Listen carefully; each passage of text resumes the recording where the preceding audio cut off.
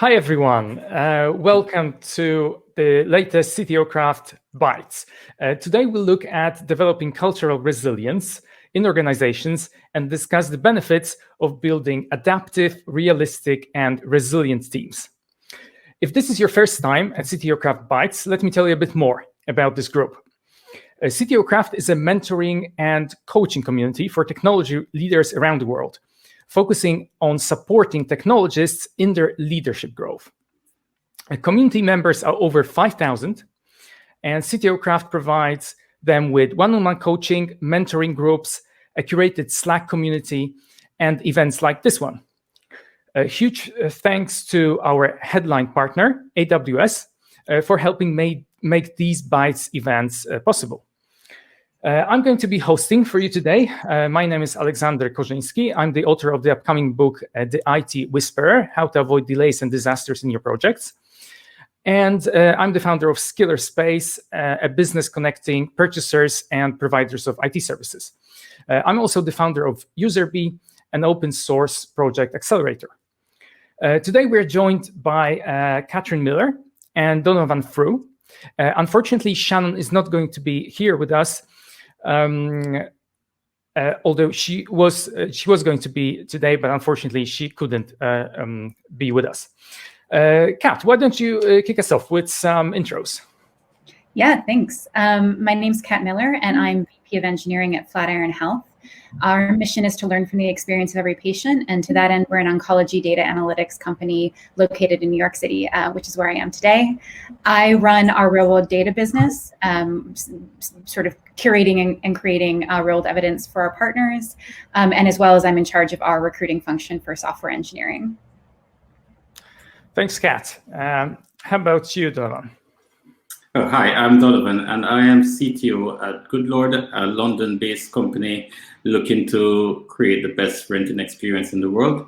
I've been with Goodlord since 2017. I came in right after the company went through a particularly tough period, and I was there to help the company emerge from that stronger.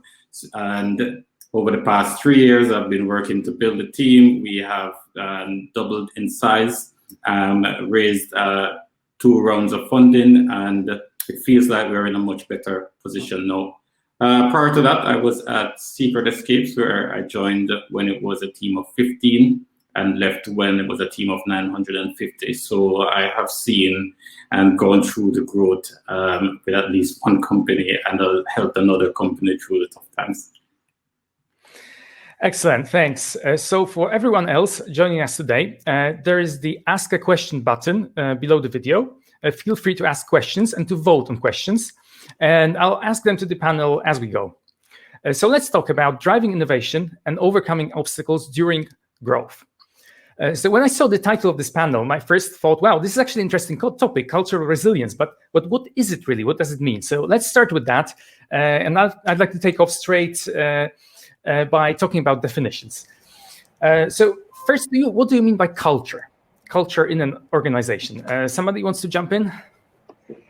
Yeah, I mean, I knew this question was coming, so I thought about it, and I'm not sure I have the best answer, but here's my starting point, and we can riff off of it, which is culture is community plus your values. So community is the people and the way that you sort of organize together, and values are the fundamental principles that you're operating under. So go ahead, pick it apart, because I haven't played with it too much. Yeah, it's similar for me, right? Organizational culture for me is not that different from societal culture. It's a set of behaviors, practices, attitudes, norms, etc., that defines an organization and influences and potentially predicts their decision making. I think culture is partly pushed, especially by founders, but it's partly emergent as well, based on what is rewarded in the organization. And I know a lot of organizations try to codify their culture through values, but really the culture is what is observed. So even in the absence of that codification, every organization does have some culture, and it's not necessarily what is written down. Fascinating. So can you tell me, in that context, how do you understand the term resilient culture? Yeah. I was going to say, you've had a more interesting story. I want to hear what you would say about resilient culture. Well, I think, again, you can look at it, in my view, from two perspectives. So from one direction, it's culture that is able to stand the test of time, withstanding and adapting to both internal and external pressures while preserving the core identity of the organization. And then from the other perspective, it's culture that helps the organization navigate choppy waters. It acts as a glue holding the organization together when various forces are trying to rip it apart.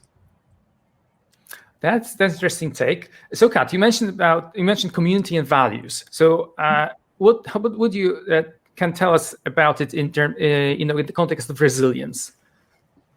Well, I think that I love Donovan's sort of take on it, and I think that what you're really asking is like, when things go wrong, when you have perturbations in the system, how does your company kind of come through that, and how does culture help or hurt? And so I think both of those things are really important, right? Values are sort of your articulation of what you're going to hold fast to.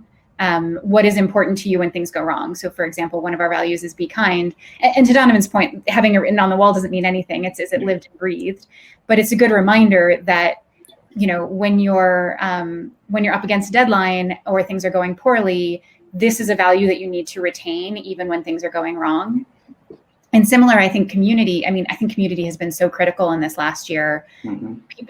People are motivated by the people they work with, and so many of my people are saying they really miss seeing their colleagues. They really are so excited to get together in the parks this summer and see each other. And I think that is part of that glue. And it's not that they want to get a beer with each other, although they do, but there's some cohesive community that they feel a part of, and that has kept them engaged and wanting to be at this company kind of over the last year.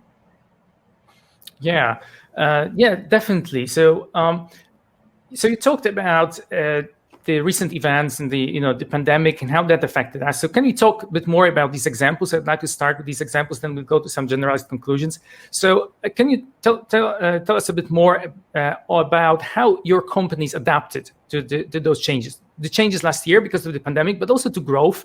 Donovan mentioned the growth of his company, and same for you, Kat. If you can mention how have you been able to retain productivity and overcome challenges like low morale or rising stress levels? Go on. Well, I think there's maybe sort of two different answers for rising stress versus growth, because my answer to rising stress in the past year, it does come back to a little bit like, what is your company? How do you articulate your value as a company? And so, for example, we were very clear that all of our practices over the last year have been about employee experience and safety, right? So when are we going to open our office again? Like, when are we going to require people to be there? What are we going to require of them? Has all been based on what do our employees want and what will make them feel safe. And similarly, how we approached people who had childcare issues over the pandemic, and all of these things have been from the perspective of how can we best support our employees. And you can imagine we could have taken a different approach, which is like, how can we maximize productivity in this period, right? And so it was an active choice to take that perspective. I think my answer for growth is slightly different, which is that that is really about how you think about the people you're hiring and what you require in the people you hire. The more you kind of don't fixate on, for example, for us, it's communication. We really need people to be good communicators or they will not succeed in our company. And so we held fast to that, even in a context where we were growing really fast. And so that helped form a cohesive area, even as we got kind of a lot more, dynamic and diverse kind of perspectives by adding humans to the organization. Right. Donovan, how about you? Can you tell us a bit more about how your company adapted? Yeah. So over the past year, it has been an interesting one because we are in the lettings industry and actually haven't had much negative impact from the pandemic, apart from a very short period where the government said, nobody should move houses. So it actually meant that we grew quite rapidly in the middle of the pandemic, and our culture helped us quite a lot in that sense. So as we were bringing new people on board who had never met any other employees and stuff, like the relationships that we built up, the various communities that we had meant that we could bring people into the fold quite well, onboard them completely remotely, and yet they still felt like a part of the family. But we also, one of our values is listen, learn, and improve. And we made a number of missteps, and we were quite open about it. Like, we think we're not handling this well. We asked for feedback. The people team took it on board, redesigned how we were approaching some of our programs.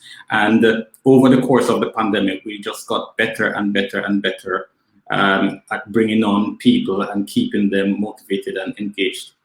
So I think elements of our culture really helped us with growing throughout that period.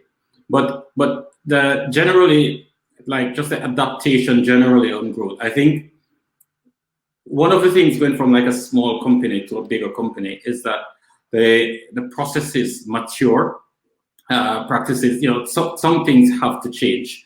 And at Goodlord in the early days, it was quite gung-ho, reckless, we can do things and just see what the consequences are. But then as the company grows, we have had to change the culture a bit to be a bit more mature, a bit more accommodating for people who perhaps don't have that personality type to go that way, and so on. So again, in a number of ways, the culture has helped there as well. So this is very interesting. So you mentioned how your culture changed, and we are kind of approaching the core of the conversation here, because what's the difference between the culture adapting to changing circumstances and the culture actually transforming into something completely different? Did your culture adapt, or did it actually become something else? Well, I think in some cases adapted, and in other cases it became something else, because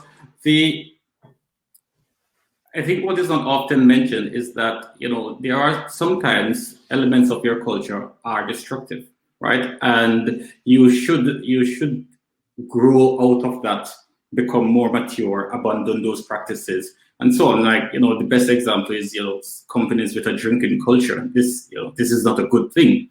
And so it is not a bad thing to abandon that and act in a more mature way. So, but if I give an example at Goodlord about how this worked, when I just joined Goodlord, there was an element of the founders wanted it to be more than just work. There was an element of the culture there. So, for example, they had your learning and development budget. You should be able to have experiences at Goodlord that you probably wouldn't be able to have otherwise. So you could use your learning and development budget to go skydiving, learn to play the piano, whatever.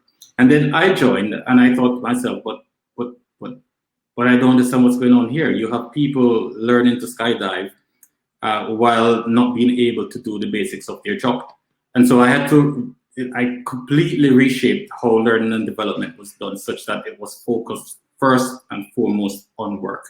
And to some extent, you could say that we kind of abandoned it's more than just work. You can live other experiences. But as a growing company, we couldn't afford to have that culture because it wasn't contributing to the long-term success of the company. That's interesting. Kat, how about you? Did you have that experience where your company had to transform in some way in order to adapt to those changing circumstances? Yeah, well, I mean, I think mean value theorem, it's always an evolution. It's never a switch that you can flip. I mean, I think this last year is a good example as you see the United States starting to meet its racial reckoning with our past. I think that has actually led to a pretty different cultural feel in the last year. I think, for example, the extent to which charitable giving and activism has become part of our culture. It's not required. No one's obviously required to donate, but that has become much more predominant in our social channels over the past year or so. And so I think that's one way in which the things that our employees are looking for has evolved, and that's become something that's much more a thing. And for example, we used to all go out to karaoke, and that hasn't happened in the last year, as you might imagine. So not that to mean that those things are equivalent, but that's something that I've seen evolve over the last period of time. And it's a small example, but I think those things are always happening as the world changes and as your population changes. Yeah, I got it. I just saw Donovan left. If you just give me one moment, I'll try to see if he's on the list of the people in the so that I can bring him back on stage. But in the meantime, so you mentioned there how, in a sense, activism and you mentioned charity have become a part of the culture. So. Can you tell me a bit more about that? So, were there circumstances in particular where some of the pressures, kind of Donovan mentioned about, there are some pressures that maybe do not allow you to really live that culture? And have you had the situation where, okay, we have certain priorities, we have these things, the charity, for example, as part of our culture, but maybe there are problems with cash flow, maybe there are problems simply with the pandemic, the uncertainty around it, where there was pressure, and how did you adapt to that situation? Yeah, I mean, I will say sort of straight off that we are very lucky, sort of similar to Donovan's company. We didn't expand in the pandemic, but we didn't contract either. We predominantly have pharma companies our customers, so we didn't have an issue. And so that's the first thing to say is, like, obviously it's a very privileged position to be able to say, like, we took care of our people during this pandemic and we didn't have to, cut corners or push them. So I want to acknowledge that is an important place to be. Although I will say that we still have to make hard choices about things. And I do think our values influence how we make hard choices. I think part of the evolution that we felt is the question of what is appropriate for work and what is appropriate to bring into work, and what constraints are we operating under. So, for example, we would very much like to have a more diverse workforce, and it's something that we've been working towards for a long time. In the case of engineering, this both means racially diverse and gender diverse. I think this differs by location, but in the United States, only about 25% of software engineers are women, for example. And we would, the universe is more like 50-50 or 49-49. And so we'd love to be more diverse in that angle. And so this is a case where we've evolved from trying a little bit harder, by which I mean going and trying to find more of these individuals, but not doing anything to sort of limit the rate at which other people came through the pipeline, to having a very strong set of rules that basically mean that we have to hire effectively internally a certain percentage of individuals from certain underrepresented groups. And like, it's an evolution from feeling like we were constrained by laws, constrained by social kind of constructs, to actually kind of really putting a line in the sand and saying, this is something that we're 100% committing to. Right, I get it. What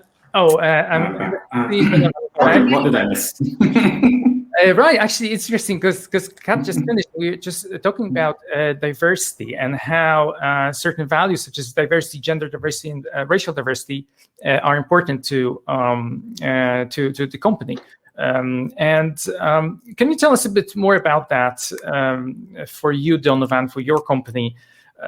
How does that diversity play into your culture, and have there been pressures in particular that perhaps made it more difficult to live up to those values?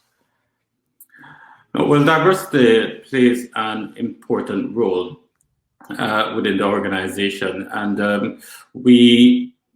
well, first of all, I should say that as with most other companies, we have challenges within the tech organization where diversity is concerned. So, in particular, gender diversity. However, generally, as an organization, we are very well balanced in terms of gender diversity and many other forms of diversity, and that is through a combination of our values and encouraging people to bring their whole selves to work and providing support for people and making sure that we're making decisions based on the quality of their contribution and not other unrelated factors.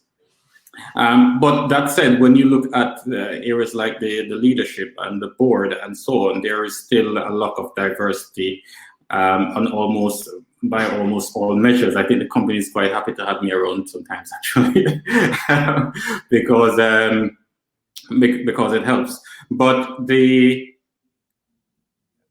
when we went about devising, creating the current version of our values, we were very keen to make sure that we we wanted everybody to feel welcome, feel comfortable at work. And so one of our values is bring your whole self to work. We didn't want people to feel ashamed of who they are. We wanted them to be able to come to Goodlord, be themselves, do their work, and know that that doesn't matter. And as part of our recruitment, we have we actively try to bring on board diverse characteristics and so on. But it's interesting because I have an interesting story at Goodlord where we actually got into some trouble because, again, we try to celebrate diversity. We try to celebrate the different groups out there. But there was one, I can't remember which day it was. There was one day that it came and went, and Goodlord didn't celebrate that day, right? So we've celebrated Black History Month, we've celebrated Gay Pride and all of this kind of stuff. But we missed something. And then that actually led to an uproar because, hey, you've celebrated everything else and you haven't celebrated this thing. Does that mean, is it because that thing isn't important to you? And that was quite interesting because it certainly wasn't the case, but we were just not on top of our game in that particular scenario. So what do you think should have been the reaction of leaders in that situation where, we missed that? What do you think would be the best reaction? Well, our reaction was to hold our hands up and say, yes, that is on us. We missed that. We shouldn't have. After that, we set up a culture committee, which is responsible for keeping an eye on the calendar, making sure that we are aware of all of these events that are coming up, and setting aside events for them and so on. Okay, got it. Now, I would like to bring up the BaseCamp dispute this conversation, especially that you mentioned diversity, and this definitely is a related event from a few weeks ago. So let me just read a quote here. That was on April 26th this year. BaseCamp CEO Jason Fried, I suppose, announced a policy change that stated, among other things, no more societal and political discussions on our company BaseCamp account. And as a result of the events that followed, a third of the company resigned. Now, my personal observation is that this BaseCamp dispute mirrored a different dispute from a few years earlier in September 2018, when Coraline Ada-Emke announced a new code of conduct for the Linux community. And added in a tweet, some people are saying that it's a political document, and they are right. Subsequently, many developers threatened to pull their source code out of the Linux kernel. So my question to you is, can you comment on this? Did those leaders make a mistake? And if so, what was it? And what could have been done better? One of you would like to jump in on that? Yeah, I mean, just to maybe start on the BaseCamp side, I think that one of the ways these are different is that BaseCamp is an employer, and in the other case, we're talking about an open source community where people are sort of voluntary contributors. What BaseCamp said is, and I love the way Donovan put this, that people can't bring their whole selves to work. And I think the issue is that there are effectively people whose issues get erased when you say you can't talk about societal or political issues. There are Asian Americans right now who are scared to walk the streets of New York City.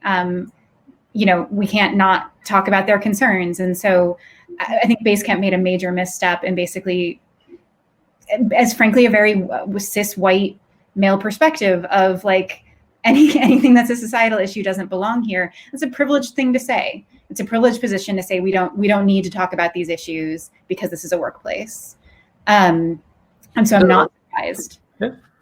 Okay. Do you agree? Do you agree with that?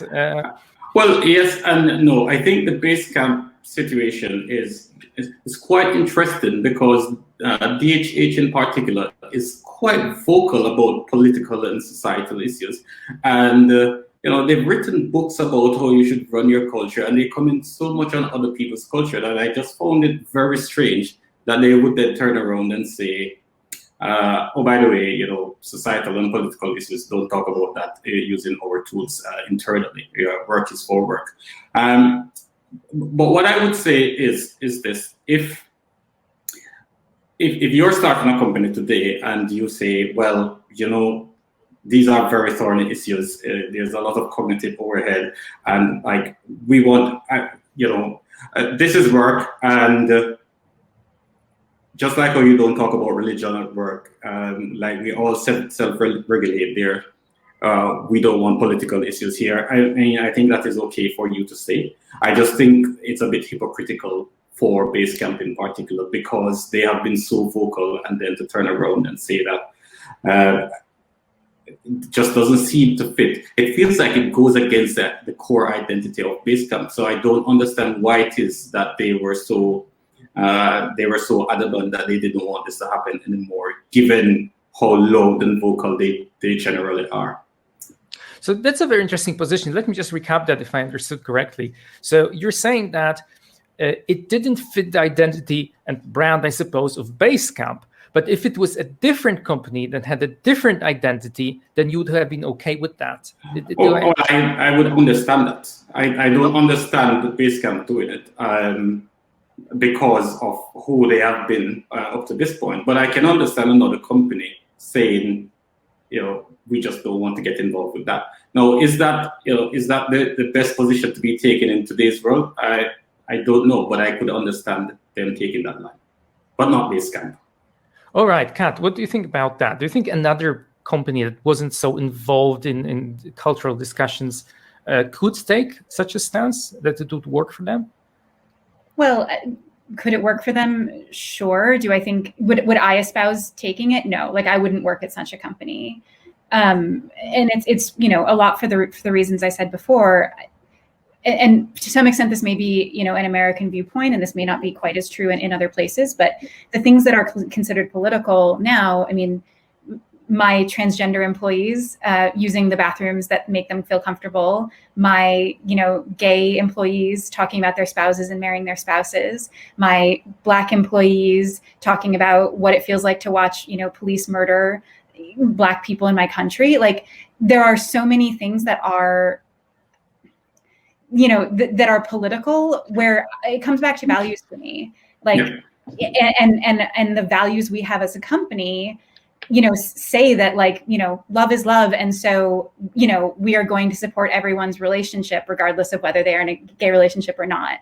That is technically a political statement, but I feel like it's a very important statement of our culture. And so a little bit, it comes back to values and how much you can kind of pivot away from the politics of, what is the policy we should use, for X, Y, and Z, and more like, what are the fundamentals? We believe that people of all color deserve to be treated equally and to live in this country and have equal opportunity. Like, that shouldn't be, I would argue, a very controversial thing to say, but in some sense it is, because it has become almost a political statement to say something like that.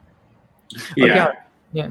No, sorry. I was just going to jump in and say that's an interesting thing about the BaseCamp situation, because I would love to understand what they consider to be a political and societal discussion, right? And coming to work and talking about your gay partner, what you did on the weekend, is that a societal issue or not? So that's one of the things I found interesting about it. But one thing Kat said that I think is quite interesting was, she would not want to work at a company like that. And I think cultures, our company cultures, attract some people and deter others, right? I think that is a part of culture, right? There are cultures, like, by defining your culture or having a certain culture, then some people will like your company and some people won't. It's like the example that has been used with me before is football teams. They all play within the same rules, but they have different identities, right? And one football team be known for fluent passing and goal scoring and gung-ho, and they attract a certain type of player, they attract a certain type of manager, they attract a certain type of supporter, and a different team with a different philosophy will attract different managers, supporters, and players. So I think it is exactly the purpose of culture to attract certain people and deter others. Oh, that's interesting. So can I then ask you, when people have really strong emotions about these issues we talked about, so for example, transgender people and their problems and gay marriage and so on, how can you have people having different opinions on these issues work for the same company? Or maybe a given culture is supposed to, in a sense, attract people who feel well in a particular culture, and maybe it's okay to have people, in a sense, self-select to different companies. What do you think? Or do you think we should be striving to have those different opinions at one company and somehow, in spite of the strong emotions, have people work together still on software? Difficult question. Yeah. So I think we certainly should be, looking for diversity and in particular diversity of thought. So we should be looking to attract people that do things differently to our organizations, and how we go about getting people of different sensibilities to work together. I think we should encourage them to agree to disagree. Is probably the answer that I would like to propose, although I don't know how well that would go down. What I can say at Goodlord, and certainly one of our tech team cultures, is around inclusivity. When I take new starters through our cultural orientation, I am very explicit with them, and I say, look, inclusivity here means we welcome those who are pro-Brexit, and we welcome those who are opposed to Brexit. We welcome those who think Donald Trump is the greatest president ever, and we welcome those who disagree. Right? We don't really take a specific political or ideological stance. What we want is for everybody to treat everybody respectfully and not attack their fundamental characteristics as a person. So, I just try to be explicit about, we all want to work together, and we will have different views, and we need to learn to respect that. Yeah, I mean, I think you're going to get tired of me saying that it's fundamentally values, but you actually just did express a number of values there, right? Inclusivity as a value is something that, again, has a politically charged dimension. Not to say that every one of any political party is going to be entirely for or against, but you are going to get a disproportionate group looking like that. And so in some sense, with your values, you are choosing your alignments, but you can have people there's a sense of which politics should be the how, not the what. I wish we could agree on the what, children should have healthcare, things like that are sort of, I think, the what's that the company is sort of making a statement about, and the hows are what we shouldn't be necessarily, the hows are the politics that I think perhaps we shouldn't actually be talking about at work, or shouldn't kind of let get in the way. So again, I love your philosophy, you can't attack people, you need to respect your colleagues and respect their situations. I think, but I do think that effectively, by even stating values like that, you are putting a line in the sand somewhere. Oh yes, no, I agree that there has to be a line in the sand. It's just making sure that that line is about how you are making others feel around, being respected and being welcome and being comfortable within their work environment. We have a comment on the chat from John. Here, what it says: I think when we say people should be able to bring their whole selves to work, we tacitly mean as long as their whole selves fit our cultural norm. Isn't broadly considered abhorrent. What do you think about that comment?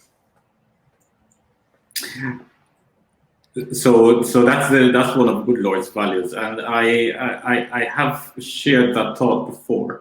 It's funny. I was once in a workshop, an inclusivity workshop, independent of Goodlord, and they were talking about how do we design more inclusive companies, and I was listening to the various conversations, and I remember thinking to myself, I would not want to be a Brexit supporter around this group of people, right? just from the things that they were saying. And so here we were in the middle of an inclusivity workshop. And it did not feel like an inclusive group for me. Well, it was inclusive so long as, for example, you were fully in the, Remain camp and so on. And so I think there is always that risk that when we design stuff, when we come up with values like bring your whole selves to work, you have a view of what one's whole self looks like that is probably narrower than the whole pool out there that could be coming in. And I think the solution to that is diversity. I really think that by having a more diverse group of people being involved in your values planning sessions and stuff, you can have a broader perspective on, who this could be applying to. Kat, do you have any final comments on this issue? Yeah, I mean, it's a really interesting point. Is there such a thing as full inclusivity, or does any inclusivity implicitly exclude someone? And to some extent, I think your job in building a company is to try to build a big enough tent that many, many people can see themselves there, and it isn't necessarily required that every human being sees themselves there. I also think that we can't hold people accountable to what they are, nor should we. We can and should hold them accountable to their behavior. But I think the idea of like what you can bring to work has definitely changed over time, even in something as sort of maybe mild as hairstyles and dress codes has changed. So I think you also just have to be aware that like these things evolve over time, and what it means to bring your whole self. In fact, the scope of the bubble around yourself has changed over time. Got it. So let's talk a little bit more then about hiring and management, because we actually just reached that topic. So how do you hire for cultural resilience and for cultural fit? Well, I think there's the do and the don't angle. So the do is, I said you're going to get sick of it, hire for your values. So be very, very explicit about what you need to see in people in order to bring them in. So I'm a big fan of the no assholes rule. Like, I don't want to work at a company where people shout at each other is the way they operate. But I think to Donovan's point, some people do. Like, that isn't a judgment in some sense. That is just like a choice that we have made, and there is another way to make that choice that is valid, right? So I do think that the do is like, make sure that you have articulated, let's say, the 3 things that matter most to you, and that you are interviewing for those and ensuring that. And so then there's this like core of what people are bringing to you. The flip side of that is what you don't do, and what biases you try not to have. And so, for example, schools is a big one for us. Like, some schools are better than other schools, and if you limit your interviewing and your applications to people from certain schools, that's actually pretty limiting in terms of backgrounds and the type of people you're going to get. So I think you have to select on one hand, and then on the other hand, actually really think about the way in which you kind of bring individuals into the organization, or bring individuals into your recruiting pool. Oh, that's also an interesting observation. Donovan, what are your thoughts on hiring and selection? Well, I think what Kat has said is very well put. There's not much more to add to it, other than I would say that it's worth mentioning that certainly from Goodlord's perspective, cultural fit doesn't necessarily mean to us that the person's values is identical to ours. And it's probably more that there are no obvious conflicts in values, and ideally they are able to enrich our culture and promote its resilience by exposing us to new thoughts and ideas. Which brings me back to diversity and why that is so important, because I think that is actually one of the most effective ways of breaking up a monoculture, which most people agree is a bad thing, and not as resilient as one that is more expansive and more diverse. Our interview process at Goodlord has the do's and don'ts that Kat just mentioned, so not much more to add there. And I would actually just say that our values aren't really based on belief systems. It's just about being authentic and ambitious, which we think should apply to people across the spectrum. Got it. We have another question on the chat. Have you had to deploy strategies to manage these types of cultural or value disputes? So we go back to cultural value disputes. What do you think? What would be the strategies to manage those disputes? I think modeling from leadership is huge. I have for sure been in a conversation where I shut it down or said no to something that someone said. And you know, we're not even talking about any of the axes of politics we've been talking about, but just someone said something in a way that I thought was unacceptable or, you know, not valuing the other people in the room. And as a leader, you have to shut it down. And that, I think, is a very important tool for modeling and kind of making sure people know what is acceptable and what is not. Mm-hmm. Yeah, and the only thing I would add to that is that we try to be on the front foot. Again, a bit like I say at Goodlord, we have a cultural orientation when people just come in, and where we talk about you know these are the cultural boundaries within the team, and you know, basically predict where we think issues could come up and just try to start addressing them there. But then as leaders, making sure that we set the example as well. Oh, okay, that's interesting. So predicting.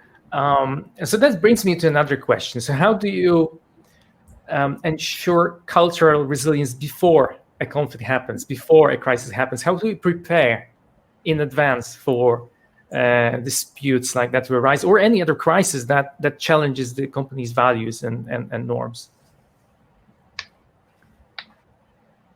Oh, that's a very good question.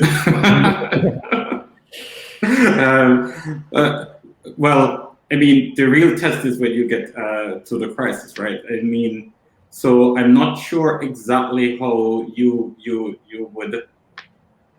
would measure that you are doing the, you know, like, yeah, this culture is going in exactly the right direction, and this will really prepare us. But I guess you can look at how you handle smaller issues and how well you're able to resolve those. Because if you can't stand up much to small disputes, then you're certainly not going to be able to handle crises. Yeah, I think that makes a lot of sense. I sort of agree that like there's no perfect litmus test of like how are you gonna handle a resentment, how are you gonna handle all sorts of things. But I do think that if we're honest with ourselves, we have a sense of like how cohesive and robust our culture is going to be and where there are cracks. I think the more your leadership is aligned and telling the same story, I think the better off you are. Yeah. Got it. So that actually brings me also to the next question, which is how do you reconcile the autonomy of individual contributors with maintaining a consistent culture within an organization? Because you mentioned about alignment in the leadership, and we also mentioned about hiring people who are working from remote. So now that your team expands and you bring people that bring their own norms and values and habits from other companies, how do you, and you want to give them autonomy, how do you reconcile that autonomy with ensuring that the culture remains, so to say, aligned with its original values? I don't necessarily see a conflict there in the sense that, when I'm talking about values, it's a small set of core values that I think a lot of people can buy into and that you can demonstrate in different ways. So there is, I think, a ton of it within the mandate of be kind to other people. I think there is I don't feel that is necessarily painting a box around anyone. Like, great, I've told you can't stick a shiv in another human being. Hopefully that didn't cut off all your paths, right? Like, I just, so the idea that the values would be too restrictive, I sort of reject the premise in some sense. Like, I think that as long as you're not, as long as you don't have a laundry list 40 deep of like what people have to be and should be, I think a small set of things that people can remember, there's a ton of room to play within that space. Got it. Donovan, we can't see you, but I think we'll hear you. If you're still there. I'm sorry. Apologies. I'm having some real connectivity issues here. I missed. Could you go over the question again to me, please? Yes. So my question was about reconciling the autonomy of individual contributors with maintaining a consistent culture within an organization. And Kat just said she believes she kind of rejects the premise, believes there is no conflict there. Yeah, I agree with that. I don't necessarily see a conflict. And I mean, autonomy within the context of an organization actually doesn't mean that you can do absolutely anything you want, right? You are still operating within boundaries, and usually those boundaries are the culture and also the common goal, the common mission, right? So I think that provides the guardrails that says, right, do things the way you want, but remember these are the boundaries that we have to operate in. And in fact, this is, I keep talking about cultural orientation at Goodlord. So within the tech team, we have our subculture, and within this orientation, we actually talk about these are the cultural boundaries, right? Come here, be yourself, do what you want, but actually you really need to operate within these boundaries. And those boundaries are inclusivity, continuous development, delivering consistently, and acting with autonomy. So it's actually a part of the two actually go together, and I don't see a conflict either. Got it. We have a question in the chat about the onboarding process. How do you incorporate these values and norms into your onboarding process? So you kind of mentioned that already. How about you, Kat? Yeah, I mean, so we have like a 3-week boot camp process for new hires, and it includes, for example, a CTO led discussion about cultural nuggets. So it tells a little bit of the story and how we got where we are, as well as kind of what are our engineering or technical values. It involves basically a session with a couple folks from leadership. So I think there's some amount of kind of just putting your best foot forward from the beginning. And then I think culture is self-reinforcing. So even when you're adding people very quickly, you're typically not doubling your team overnight. And so there is sort of an assimilation or an enhancement process that happens. Yeah, got it. Now let's talk a little bit about innovation in particular. I think this is always a difficulty when a company grows. People complain that it ceases to innovate. What do you think about it? How do you maintain a culture of innovation when a company grows? You have a good answer? Well, sorry, I use a lot of Goodlord examples just because it's most relevant for me right now. But we just completed what we call Innovation Week, where we basically say to the developers, put aside the backlog, find something and just work on that for a week.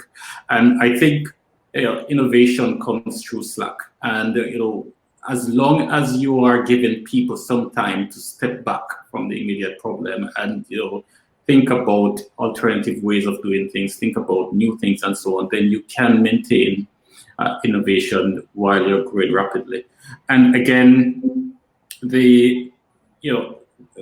what you need there in your culture is a culture of trust where you understand that giving people free time to do this kind of stuff doesn't mean that they are wasting that time, but instead, this is an opportunity for them to sit back and think and come up with ideas that they probably won't come up with if they're always sitting in that important and urgent side of the Eisenhower matrix. Yeah, I think it's not necessarily the size of the company that disrupts the innovation, but actually the success of the company.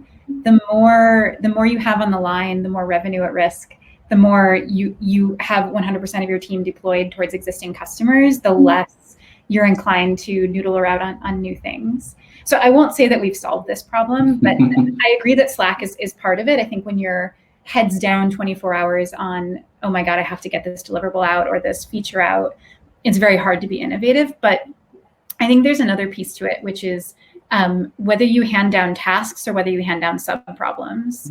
So I a little bit reject the idea that innovation can only happen in the context of not your actual day job in some sense, or like not your actual work, because I think the more you can hand down through the levels of leadership, a problem that looks more like, make this customer happy, or like, here is a thing that is difficult to do in our current ecosystem, like make it easier. And the less you hand down, build this one feature for this one thing, the more you let people kind of bring their creativity to the party at whatever level that is, whether that's a junior engineer working on a small feature, or whether that's, a senior product manager trying to solve a big business problem. The more that you can do that with whatever system you have for handing down objectives, I think the more you'll get dynamic innovation in the context of your actual products. Oh, that I really like that as well. Especially this idea that with revenue, and that a lot of the difficulties with innovations because of the existing revenue and the success of the company. So you kind of mentioned you're still working on it, but do you have what suggestions do you have to a company that is in that situation where they are kind of become risk averse because of their success? How can you possibly overcome that? Yeah, I mean, I think there's a couple things. So the first is obviously if you can sort of staff up beyond, it's very tempting to staff to exactly what you need to do to meet your commitments and no more. So to the Slack point, can you get, depending on your financial circumstances, can you argue for staffing like sort of over and above what you strictly need in order to be able to have room to kind of to grow? So I think that's obviously one. I think one thing you can do, it's risky, but it also has rewards, is kind of, I don't want to say silo, cordon people off, give them protected time. So there's, some problem that isn't getting solved in the day-to-day, like this, there's something that needs to be done, carve out a team, whether you call it a Scrum team or a Tiger team, or even a couple individuals in a working group. There's a lot of power and focus. And so if you build a fence around a couple folks and say, like, you're not going to get pulled into the day-to-day, like, go do this thing, I think that's another tactic. And like I said, when you think about, whether you use OKRs or some other system for how the leadership kind of hands down objectives through the different, through the ecosystem, the more that can revolve around what are the business problems we're trying to solve, and not here are the tactics that I'm telling you to do, the more space you're creating. Yeah, what are your thoughts on this, Donovan? No, I fully agree with that. I think as with most of these things, if you plan for it, then you can make it happen, right? If you reward innovation, then you will more likely see it. And if you're a big company and you are, you have customers, then, and you're thinking that, for example, you don't want to push stuff out that could create some brand damage, then create a smaller outfit, set up a different brand where you can actually experiment with different technologies, different practices, and so on. Great. That's also very specific advice. So we're slowly getting to summary. And what do you think, what would be your conclusions about cultural resilience, and what makes a company resilient in the light of what we've been talking about?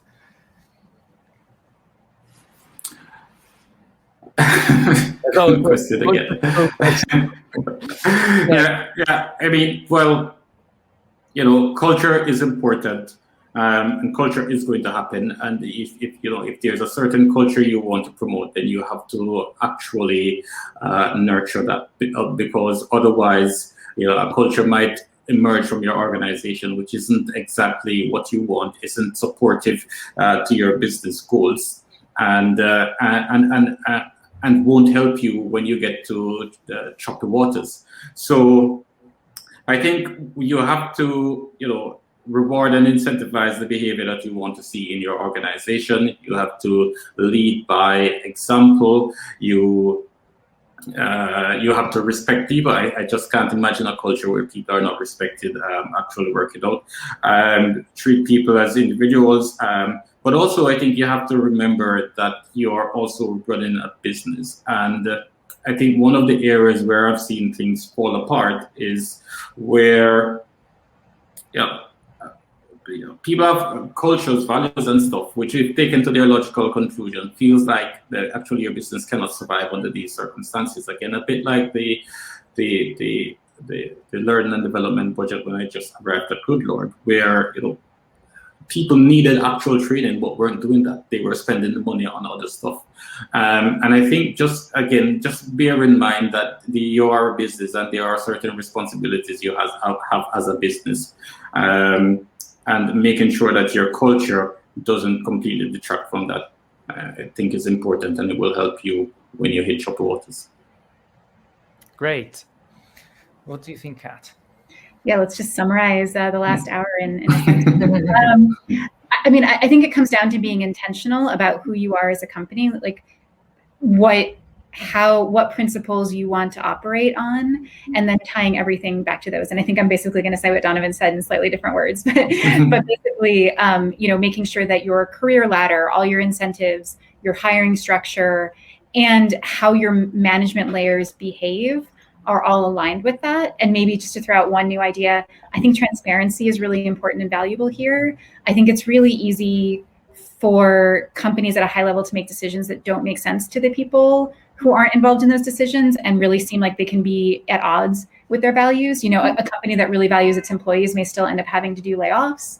And the more you can be transparent and really explain the why, I think the more your companies will trust and be sort of carriers of that culture. These have been great answers, by the way. I know it was a difficult question. I'm really impressed. There's one more thing I wanted to ask about, kind of a bonus question, because this one is probably really difficult, and I don't think anybody ever answered that. But how do you measure the health of a culture and cultural resilience? How can you measure that before a crisis happens? Do you have any thoughts on that? Fabricate a crisis, see how it goes. Well, this work. Well, the thing that comes to mind is we do a yearly engagement survey, which we do through Culture Amp, but that does it for other companies as well. And I don't mean to say that the engagement is exactly the same as cultural resilience, but what it does do is sort of paint a picture of like how people are feeling. So it asks questions like, do you see yourself in this company in 2 years? Because I think there's a lot of noisy metrics, right? You could look at attrition, but I think that people should move on when they've got a new awesome opportunity. It's not always bad. Managing people out is not bad. So I think there's a lot of noisy metrics, but the kind of this measurement, a consistent way of measuring engagement over time that includes kind of specific questions around areas is one way to at least build a little bit of a heat map for yourself about what is going well in your culture and what is not. Brilliant. Thanks for that. Along those lines, we did a survey at Goodlord once, which was interesting. It was describe Goodlord in one word, and at the end of the survey across 200 people and stuff, it was really interesting to see the cluster of words that came out of that and the consistency. And I think while that is a very crude measure, that actually was quite a good indicator of, at the very least, what employees thought about the organization. Brilliant. I love that, actually. Can you share with us some of the words that Brilliant, fantastic. Sorry. Okay, got it. Of course. That's what it is. They were all positive words. Great. All right. So I can see if the audience has any questions. This is the last moment. We are approaching the end. But I think that's it. So I'd like to thank you, Kat and Donovan, for talking to us today. And you can connect with our speakers after this event on the links that I'm going to share in a moment. These will be linked in links. If you give me one moment, they're going to show up on the chat. And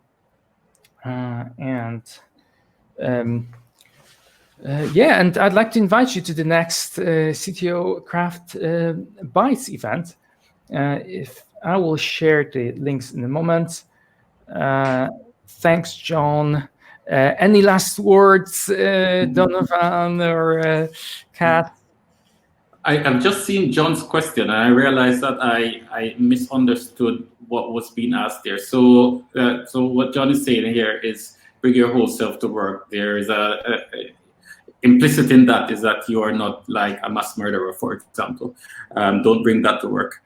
Yes, definitely. I agree with you on that one, John. There are certain limitations to what you should be bringing to work, even if you truly believe in that. Right. Yeah, I think we did mention that there are certain borders, right? Exactly. There are some borders. Yeah. Great. All right. So thank you again. And see you at the next CTO Craft Bytes event. All right. Thank you very much. Thanks, Alex. Thanks, everyone.